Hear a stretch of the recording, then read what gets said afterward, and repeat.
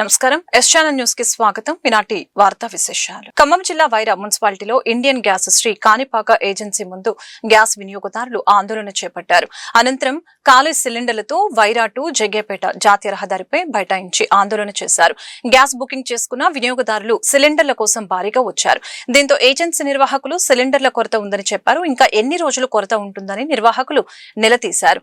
పొంతనలేని సమాధానం చెప్పడంతో వినియోగదారులు ఖాళీ సిలిండర్లతో నడి రోడ్డుపై బైఠాయించి ఆందోళనకి దిగారు. విషయం తెలుసుకున్న స్థానిక ట్రైనీ ఎస్ఐ పవన్ కుమార్ సంఘటన స్థలానికి చేరుకొని వినియోగదారులకు నచ్చచెప్పి రోడ్డుకి అడ్డంగా ఉంచిన సిలిండర్లను తొలగించి ట్రాక్ క్లియర్ చేశారు. సోమవారం వరకు గ్యాస్ కోసం ప్రతిరోజు తెల్లవారుజాము 4 గంటలకు వస్తున్నాం అన్న.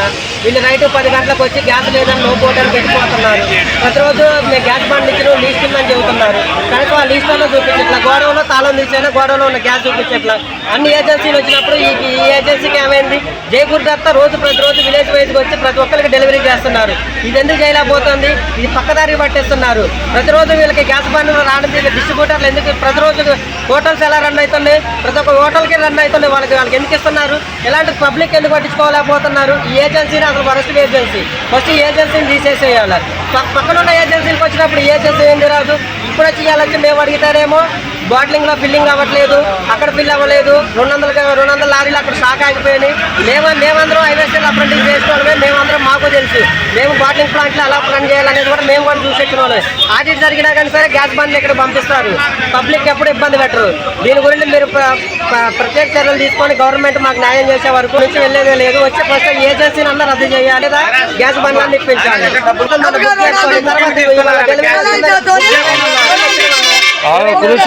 ఆల్రెడీ డెలివరీ అనే వచ్చింది.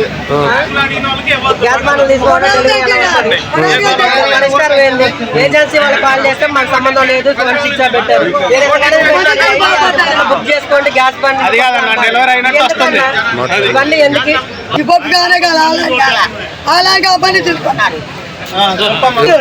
అలాంటి ఆధార్ కార్డు బొక్కు చేప తీసుకున్నాను.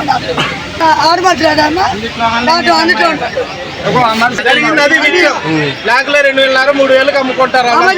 మనకి ఇచ్చేది 900కి. 2,000 ఎక్కువ వస్తున్నాయిగా, అది జరిగేది అంతే, ఏం లేదు.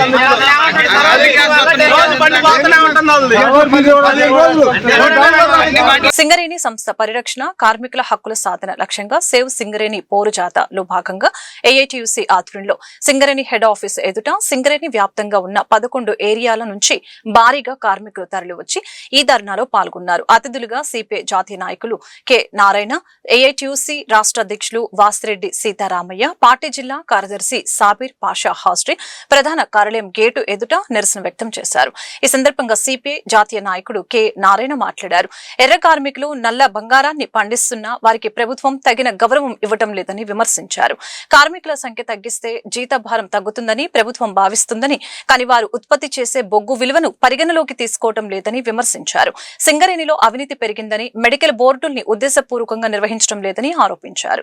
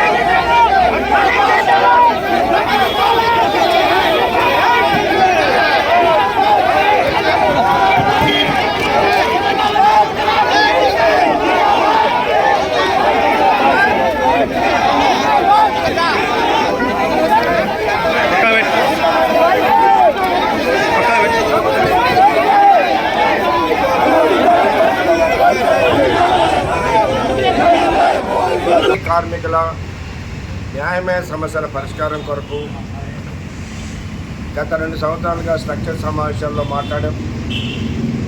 చేస్తామని హామీ ఇచ్చారు యాజమాన్యం, కానీ పరిష్కారం చేయలేదు. అట్లనే సింగరేణి కంపెనీకి రావాల్సినటువంటి 51,000 కోట్ల రూపాయలని ఈ రాష్ట్ర ప్రభుత్వం ఇవ్వకపోవడం వలన ఇవాళ సింగరేణిలో కనీసం యంత్రాలు కొనడానికి కానీ కొత్త మైన్స్ తీయటానికి కానీ ఎలాంటి దానికి కూడా ఇవాళ ఆర్థికంగా సింగరేణి కష్టాలతో ఉన్నది. అట్లనే మెడికల్ బోర్డు దాన్ని ఈ ప్రభుత్వం ఇచ్చింది కాదు, గత ప్రభుత్వం నుంచే కంటిన్యూ అవుతుంది. దాన్ని ఇవాళ వీళ్ళు ఆపేసి ఏసీబీ కేసు పెడతాను అని చెప్తున్నారు, ఏసీబీ ఎంక్వైరీ చేస్తాను అంటున్నారు. గతంలో 14 సంవత్సరాల కాలంలో కేవలం 3,500 మంది మెడికల్ ఇన్వాలిడేషన్ అయి ఉద్యోగాలు పొందితే ఈ 5-6 సంవత్సరాల కాలంలో 13,000 మంది మెడికల్ ఇన్వాలిడేషన్ అయి ఉద్యోగాలు పొందారు. కాబట్టి దీనిపైన ఏసీబీ కేసు పెట్టి ఎంక్వైరీ చేస్తామని రాష్ట్ర డిప్యూటీ సీఎం గారు అసెంబ్లీ చెప్పడం దుర్మార్గమైనటువంటి ఇది. వాళ్ళు ఏ విధంగా అపాయింట్ అయ్యారనేది, ఒకవేళ ఏమైనా అవకతవకలు జరిగితే అవకతవకలు చేసినటువంటి డాక్టర్లు లేదా అధికారులు లేదా లీడర్లు లేదా బ్రోకర్లు వాళ్ళ మీద చర్య తీసుకోండి. కానీ మెడికల్ బోర్డు రద్దు చేయడం, అంతకుముందు అయినటువంటి వాటి మీద కూడా ఏసీబీ ఎంక్వైరీ చేస్తుందని చెప్పడం అంటే ఇది చాలా దుర్మార్గం. దీన్ని విరమించుకోవాలి, వెంటనే మెడికల్ బోర్డు కంటిన్యూ చేయాలి. అట్లాగే మారుపేర్ల మీద పనిచేసిన కార్మికుల సమస్య పరిష్కారం చేయాలి, డిస్మిస్ కార్మికుల సమస్య పరిష్కారం చేయాలి, సొంత ఇంటి పథకం, అదేవిధంగా ఏదైతే యాజమాన్యం అంగీకరించిందో ఇన్కమ్ ట్యాక్స్ పే చేస్తామో రియంబర్స్మెంట్ చేస్తామన్నారో దాన్ని పరిష్కరించాలి. ఇట్లాంటి సమస్యలు ఏదైతే ఉన్నాయో వాటిని తక్షణం పరిష్కారం చేయకపోతే సింగరేణిలో అన్ని కార్మిక సంఘాలను కలుపుకొనైనా సమ్మె చేయడానికి. ఖమ్మం జిల్లా సత్తుపల్లి పట్టణం వేంసూరు రోడ్లోని మెట్ట ఆంజనేయ శివారు మామిడి తోటలో గల మట్టి క్వారీలో పడి నిన్న మరణించిన 2 బాలుర కుటుంబీకులు బంధువులు తమకు న్యాయం చేయాలని ప్రభుత్వ ఏరియా ఆసుపత్రి ప్రధాన గేటు వద్ద బైఠాయించి ధర్నాకు దిగారు. మామిడి తోటలో మట్టి మాఫియా అక్రమంగా తవ్విన మట్టి క్వారీలో ఈతకు దిగిన 2 బాలురు మృతి చెందిన విషయం తెలిసిందే. ఈ ఘటనలో ఎన్టీఆర్ కాలనీకి చెందిన వంగురి నాగబాబు వయసు 14 సంవత్సరాలు, వంటిపులి దేవ వయసు 13 సంవత్సరాలు ప్రాణాలు కోల్పోయారు. ఆ బాలుర మృతదేహాల్ని పోస్టుమార్టం నిమిత్తం ప్రభుత్వ ఆసుపత్రికి తరలించారు. ఈ రోజు 2 బాలుర తల్లిదండ్రులు మరియు బంధువులు ప్రభుత్వ ఆసుపత్రి ప్రధాన గేటు ముందు బైఠాయించి తమ పిల్లలు మట్టి కువారి నీటిలో పడి మరణిస్తే వారి కువారి యజమానులు చేపల వేట చేయడం వలన పిల్లలు మరణించారని అభాండం వేస్తూ తమ పిల్లల్ని చేపలు పట్టే వారిగా చిత్రీకరించడం సిగ్గుచేటని ఆగ్రహం వ్యక్తం చేశారు. మృతి చెందిన 2 బాలుర కుటుంబాలకు కువారి సంస్థ యజమాని నష్టపరిహారం చెల్లించాలని, లేకపోతే తమకు న్యాయం జరిగే వరకు ఆందోళన కొనసాగిస్తామని కుటుంబ సభ్యులు ఆందోళన వ్యక్తం చేశారు. సమాచారం అందుకున్న పోలీసులు అక్కడికి చేరుకుని కుటుంబీకులు బంధువులతో మాట్లాడి శాంతి భద్రతలకి విఘాటం కలిగించవద్దని, సామరస్యంగా సమస్యను పరిష్కరించుకోవాలని సూచించి ధర్నాను విరమింపచేశారు.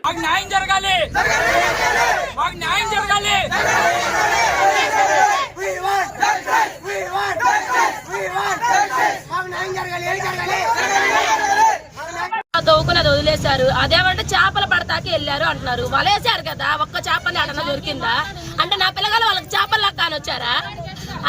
మా పిల్లగాల శవాలు వాళ్ళకి చేపలు లెక్క అని వచ్చింది మాట. మా కడుపు కోత వాళ్ళకట్ట కానొచ్చింది మాట. డబ్బుకు అమ్ముకున్నారు చేసుకున్నారు. అదే చేపలు పడతాకి వెళ్ళారు. ఎన్ని చేపలు దొరికినాయి? నా పిల్లగాల శవాలే చేపల వాళ్ళకి. మా 2 పిల్లగాల చేపల్లా అంత దూరం ఎందుకు వెళ్తారండి? పొట్ట తిప్పలకి వెళ్తాం మేము. పొట్ట తిప్పలు చేసేవాళ్ళం, కష్టపడి పని చేసేవాళ్ళం. ఇన్నిష్టాలు ఇంకా ఏం పెడుతున్నారు? తల్లి తండ్రి పిల్లలను జాగ్రత్త చూసుకోండి. రెక్కాడితే కానీ డొక్కాడదు మాకు. 4 సంవత్సరాలు అవుతుందండి మొగుడు చచ్చిపోయి. నా పిల్లగాళ్ళ ఇంటికాడ నుంచి వెళ్తా ఏదో వాళ్ళ అయ్యంకి అన్నం కడతా కానీ వీళ్ళ అయ్యంకి అన్నం కడతాను పిల్లడు వెళ్ళాడు. ఆ పిల్లడు నా కొడుకు తోడుకెళ్ళాడు. అన్న నేను చేయి కడుకుంటే దాంట్లో దక్కున పిల్లడు చేయి జారిపోయి పడ్డాడని ఇంకో పిల్లగాడు వెళ్ళాడు. చొక్క అయిపోయి వీళ్ళ కొడుకు పడిపోయింది. ఒకరి నుంచి నా కొడుకు ఆ పిల్లోడిని కాపాడి వచ్చేసి ఈ పిల్లోడు వెళ్ళి దిగి ఆ పిల్లోడు ఎప్పుడైతే చిన్న పిల్లలు ముగ్గురు దాంట్లో పడ్డారే కాపాడుకోవడానికి సహాయం చేశారు. మరి ఇంత మంది ఏం చేస్తున్నారు? ఎమ్మెల్యేలు వాళ్ళు ఏం చేస్తున్నారు? ఓట్లు కొట్టారే మరి ఇప్పుడు రారా? మీకు ఆ న్యాయం చేస్తే ఈ న్యాయం చేస్తారు. ఇప్పుడు ఏ న్యాయం చేయట్లేదే?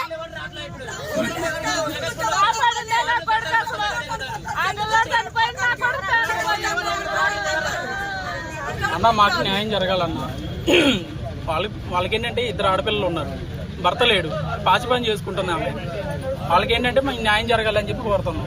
అది డైరెక్ట్గా ఆ స్థలంగాలో లేవరు, ఆ రెంట్కి తీసుకున్న లేవరు, వాళ్ళు రావాలి, వాళ్ళు వచ్చి మాకు ఇక్కడ చెప్పాలి. ఎందుకంటే మేము జరిగింది మాకు ప్రాణ నష్టం, మేము ప్రాణాన్ని అయితే తీసుకురాలేము. 100% మాకు నష్టాన్ని పోడ్చలేము మేము. కానీ ఎంతో కొంత సాయం అయితే చేయగలుగుతారు కదా, అది ప్రాణాన్ని తేవలేరు కానీ ఏదో సాయం అయితే చేయగలుగుతారు కదా, ఆ సాయం అనేది కొంచెం చేయమని అడుగుతున్నాం.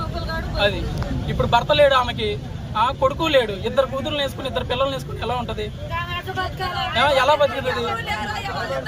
ఇప్పుడున్న సిచ్యువేషన్ లో ఎవరు సాయం చేస్తారు? ఖమ్మం జిల్లా సత్తుపల్లి పట్టణం సింగరేణి క్వార్టర్స్ సమీపంలో జామైల్ తోటలో గుర్తు తెలియని మృతదేహం కుల్లి అస్థిపంజరంలా కనిపించడంతో స్థానికంగా భయాందోళన నెలకొంది. జామైల్ తోటలో కుల్లిన స్థితిలో ఉన్న అస్థిపంజరాన్ని చూసిన స్థానికులు సమాచారాన్ని పోలీసులకు అందించడంతో ఘటనా స్థలానికి చేరుకున్న పోలీసులు అస్థిపంజరాన్ని పరిశీలించారు.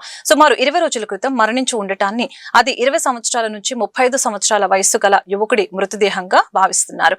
మృతదేహం పైభాగం మొత్తం ఎముకలు పుర్రె కనిపించుతూ ఉండగా కింద భాగంలో ప్యాంటు మాత్రమే ఉండటంతో గుర్తించడం కష్టంగా మారింది. ఖమ్మం జిల్లా నేలకొండపల్లి మండలం రాజేశ్వరపురంలోని అరుణాచలం రైస్ మిల్లులో కూలీగా పనిచేస్తున్న పప్పుల కళ్యాణి వయసు 25 సంవత్సరాలు. వరి పొట్టు మీద పడి వేడికి మృతి చెందిందని కళ్యాణి మిల్లులో రోజు కూలీగా పనిచేస్తుంది. మృతురాలు కూసుమంచి మండల జక్కిపల్లి ఎస్సీ కాలనీకి చెందింది. ఆమె భర్త వికలాంగుడు కావడంతో ఆమె కూలీ పనిచేస్తూ పోషిస్తుంది. ప్రతిరోజు పనిచేస్తుండే ఆమె చనిపోయిందని వార్త తెలియడంతో కుటుంబ సభ్యులు కన్నీరు మున్నీరుగా విలిపించారు. కుటుంబ సభ్యుల ఫిర్యాదు మేరకు పోలీసులు కేసు నమోదు చేసి దర్యాప్తు చేస్తున్నారు. తెలంగాణ రాష్ట్ర ప్రభుత్వం ప్రతిష్టాత్మకంగా ప్రవేశపెట్టిన ప్రజాపాలన ప్రగతి ప్రణాళికలో భాగంగా వైరా ఏసీపీ కార్యాలయం నందు ఏసీపీ సాదుల సారంగపాణి ఆధ్వర్యంలో జరిగిన రోడ్డు భద్రతా అవగాహన కార్యక్రమంలో పోలీస్ సిబ్బందికి హెల్మెట్లను ఏసీపీ సారంగపాణి అందజేశారు. అనంతరం పోలీస్ సిబ్బందితో కలిసి వైరా పట్టణంలోని ప్రధాన రహదారుల్లో ఏసీపీ సారంగపాణి హెల్మెట్ ధరించి బైక్ ర్యాలీని నిర్వహించారు. ఈ సందర్భంగా ఏసీపీ సారంగపాణి మాట్లాడుతూ వాహనదారులు ద్విచక్ర వాహనంపై వెళ్లేటప్పుడు తప్పనిసరిగా హెల్మెట్ ధరించాలి. హెల్మెట్ ధరించడం మనకి, మన కుటుంబానికి ఎంతో రక్షణ ఇస్తుందని తెలిపారు. ప్రతి వాహనదారుడు ద్విచక్ర వాహనాలు తోలేటప్పుడు హెల్మెట్, కార్లు తోలేటప్పుడు సీట్ బెల్ట్ ఎంతో ఉపయోగకరం. మన విధిగా బాధ్యతగా భావించి వాటిని ధరించాలని తెలిపారు.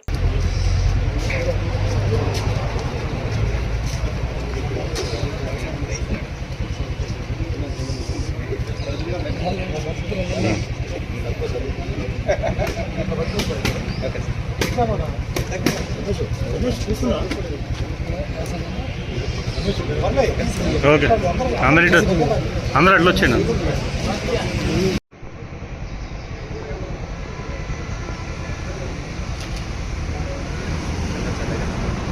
ఒక్క నిమిషం.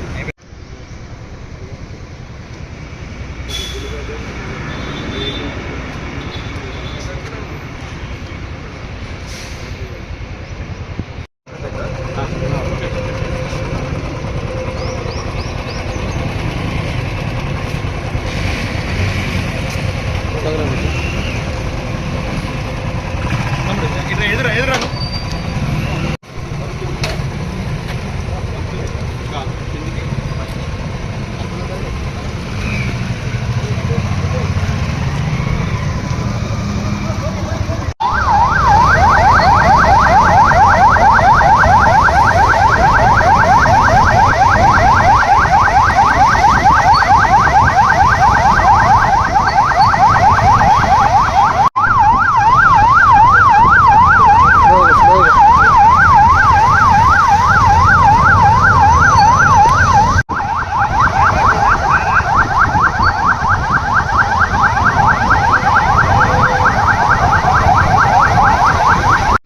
ప్రజా సంక్షేమంలో భాగంగా ప్రవేశపెట్టిన 99 రోజుల ప్రజాపాలన ప్రగతి ప్రణాళికలో భాగంగా ఈ వారం రోజుల పాటు అరైవ్ అలైవ్ అనే ప్రోగ్రాం చేపట్టడం జరిగింది. తెలంగాణ పోలీస్ ఆధ్వర్యం లోపల గౌరవ డీజీపీ గారు శివధరెడ్డి సార్ ఐపీఎస్ డిజైన్ చేసిన ప్రోగ్రాం అరైవ్ అలైవ్.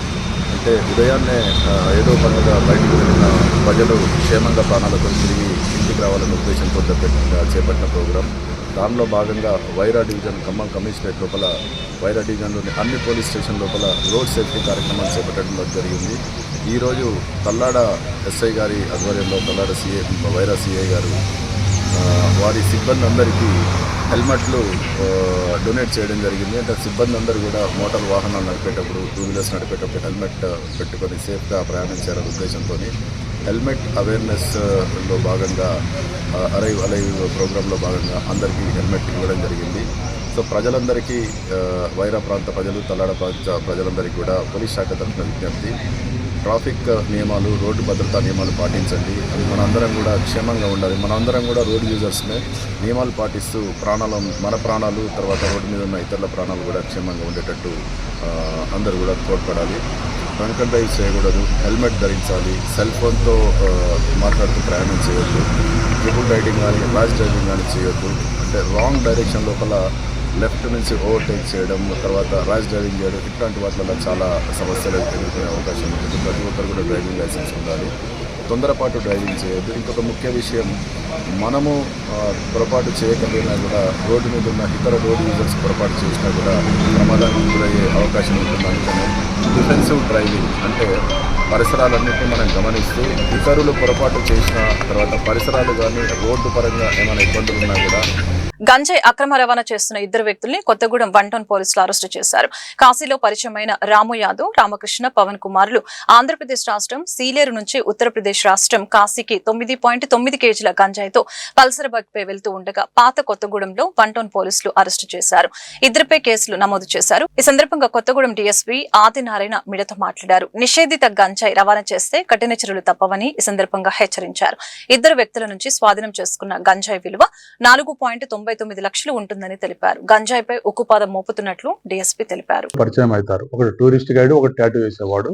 వీళ్ళు 18/3/26 నాడు వాళ్ళిద్దరు కాశీ నుంచి బయలుదేరి సీలేరుకి వెళ్ళి అక్కడ నుంచి గంజాయి కొనుక్కొని 21/3/26 నాడు బయలుదేరి వాళ్ళు ఈ రోజు నిన్న సాయంత్రము మన దగ్గరకు వస్తుండగా సిఏ గారికి ఇన్ఫర్మేషన్ పైన వీళ్ళిద్దరిని పట్టుకొని చెక్ చేయడం జరిగింది. వీళ్ళ దగ్గర 5 గంజాయి ప్యాకెట్లు 20 ఉన్నాయి. మొత్తం దీని వాల్యూ 9,980 కేజీలు. దాని వాల్యూ 4,99,000 రూపాయల గంజాయి వాల్యూ ఉంటుంది. అందాజా 9 కిలోల దాకా ఎబోవ్ ఉన్నది. ఇది Bajaj Pulsar bike TS 05A7085 దానిపై నుంచి తీసుకురావడం జరుగుతుంది. అదేవిధంగా గంజాయి కొత్తగూడెం సరిహద్దు ప్రాంతాల్లోనూ, అనేక బస్తీళ్లలోనూ, అనేక చోట్ల కొన్ని ప్రాంతాలలో బాగా గంజాయి తాగుతున్నారు. వాళ్ళందరికీ వార్నింగ్ ఇవ్వడం ఏంటంటే, ఎవరు గంజాయి తాగినా కూడా వాళ్ళ మీద కూడా కేసు పెట్టడం జరుగుతుంది. రీసెంట్ గా 2 టౌన్ లో కూడా ఓన్లీ కన్జ్యూమర్స్ పొజిషన్ ఉన్నందుకే కేసు పెట్టి పంపించడం జరుగుతుంది. ఎవరు దాగినా కూడా వారి పైన టీమ్స్ ఏర్పాటు చేసి పికప్ చేసి వాళ్ళని అరెస్ట్ చేయడం జరుగుతుంది. మినిమం 3 నెలలు జైలు శిక్ష. అదే స్టూడెంట్స్ అయితే వాళ్ళకి ఇంకా ప్రభావం ఉంటుంది. సో వాళ్ళందరికీ మేము పేరెంట్స్ తెలియజేసేదంటే వార్నింగ్ ఇవ్వడం కూడా ఏంటంటే, ఎవరు కూడా గంజాయి పొజిషన్ కలిగి ఉన్నా తాగినా వాళ్ళ పైన కఠిన చర్య తీసుకోవడం జరుగుతుంది. అందరూ కూడా పోలీసులకు సహకరించాలి. మాకు కానీ 3 టౌన్ కానీ 2 టౌన్ కానీ 1 టౌన్ కానీ ఇన్ఫర్మేషన్ ఇవ్వాలని కోరుకుంటున్నాం. ఈ వార్తలు ఇంతటితో సమాప్తం. మరొక బులెటిన్ మళ్ళీ కలుద్దాం. నమస్కారం.